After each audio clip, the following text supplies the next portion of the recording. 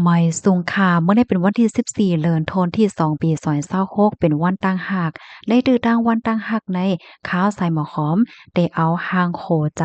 เปิงเป็นสภาวะเหนือต้องฟ้ากลางหาวมาตอนปันพี่น้องเฮาให้เป็นมังกลาในตอนตั้งหากกว่าคะนอเมื่อวันที่13เดือนธันวาคมที่2ปี2026ใน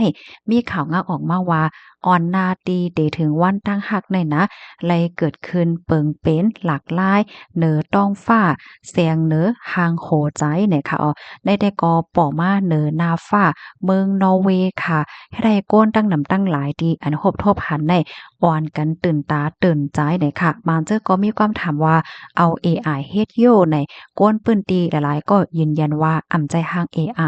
มันเป็นสภาวะอันแต่เนี่ยค่ะ มาเจอก็ยุ่มยำว่าสภาวะเดอต้องฟ้ากลางหาวในมอบโคตอนในตื้อตั้งวันตั้งหักปั่นก้นหวานก้นเมืองโยในโยคาย้อนให้พี่น้องค่ะติอันไลหันหางอันในก็มีตั้งเกี่ยวตั้งมวลตั้งซื้อมีรองอ่องมันในตอนตั้งหักกันกุกเข้ากุกก้นเสกำค่ะข้อมูลให้ค่ะเลยเปิงเอียงมาที่ห้องการข่าวสดออกไว้ค่ะไม่ทรงค่ะ